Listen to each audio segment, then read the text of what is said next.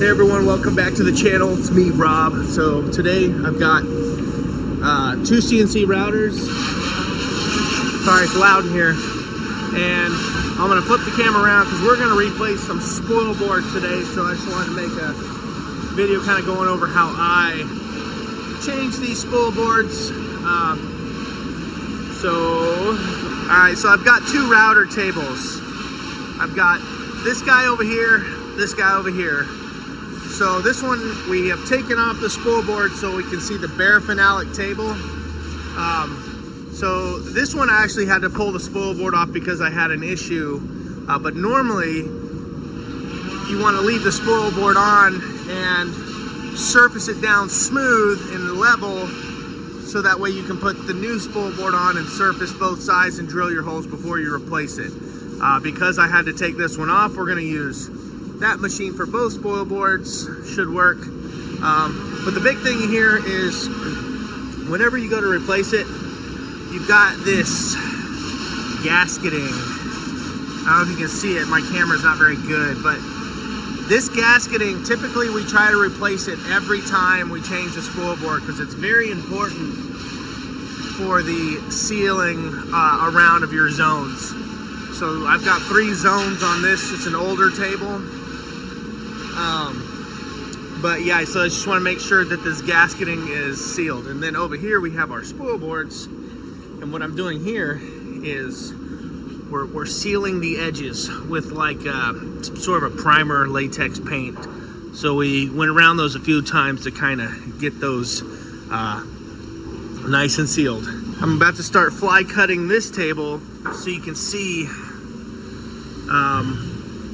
I got to get this really smooth. So what we're gonna do is I'm gonna fly cut this until I know I'm very smooth, and then we're gonna put one of those spoil boards on and surface one side of it and then flip it over.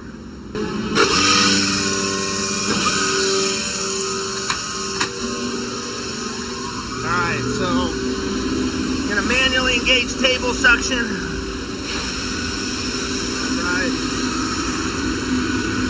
Got my offset.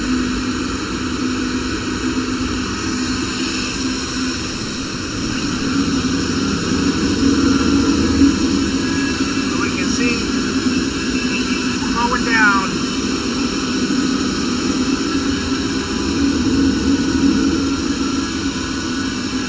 And we're gonna let this thing run all the way down, and sometimes I have to do it a couple times to get it nice and smooth.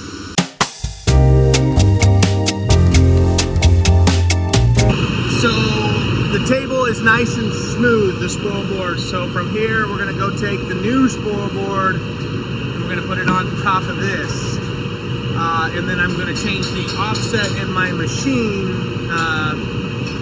the thickness. I'm gonna raise it the thickness of the new spoil board, and then we're gonna surface the top of it to get any kind of sealer or whatever that might be on the surface. And then we're gonna flip it over, do the same thing, and then we're going to drill the holes for the screws.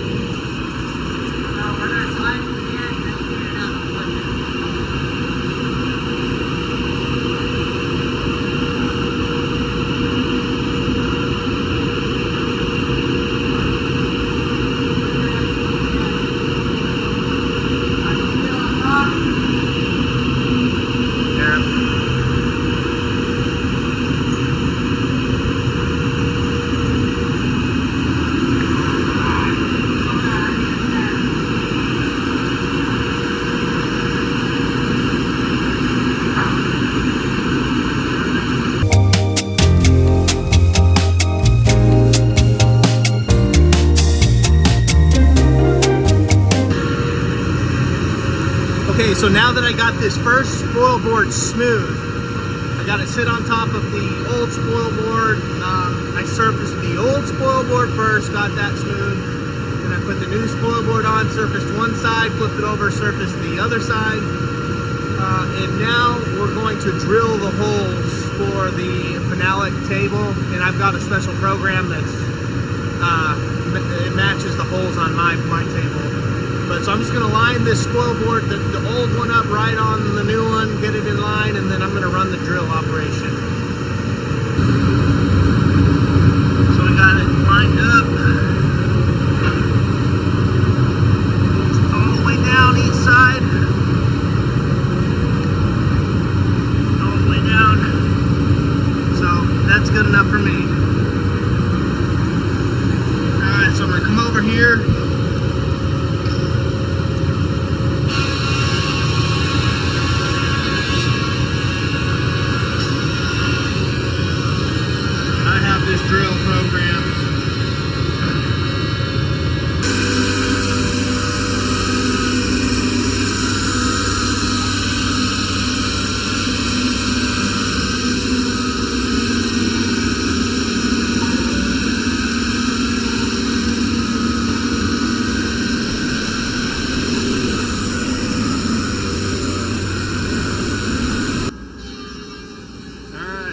got all the holes for the table drilled out.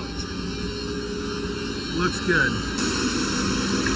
All right, so we got the board on this table, and what we're gonna do is we're gonna line up this hole, that hole, basically the four corners, and then we're gonna work our way into the center. So a little trick I do is I'll put an Allen in the hole, and we'll just move it until the Allen is free.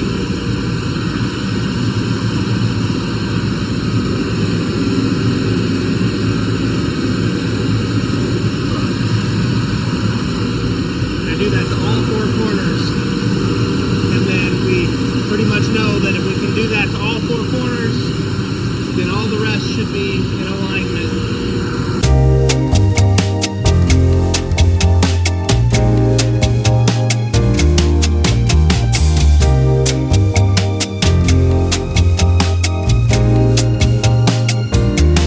So now that I got the spoil boards put in place and screwed down, the next thing that I do is I take my tools and I'll run them through a tool setter, and I'll just put that information in my hand pad, and then I'll run a test board just to make sure that, you know, everything is how it needs to be.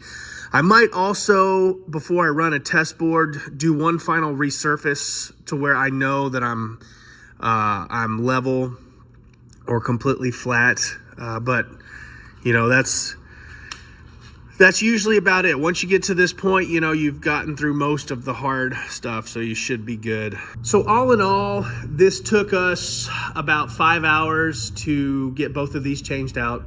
I utilize the help of each of my operators, and we usually start, like, you know, once they come in at 8, and we don't stop until we knock it out. I remember the first few times changing them out, you know, it's tough. You're trying to figure it out, and then over time it gets much easier, and you kind of already know what you're going to do, and so you have a system for it. And even though I'm changing 2 out at once, it might seem like you know, that's a lot of work, but it's you know, for me, having 2 machines, you want to do them both at the same time, and because you're already in the mindset of changing it out, it's easier, like when you regasket, to just have it all there, you know, and you do it both the same on each machine. So it's honestly not any harder to do it on 2 machines than it is 1 machine.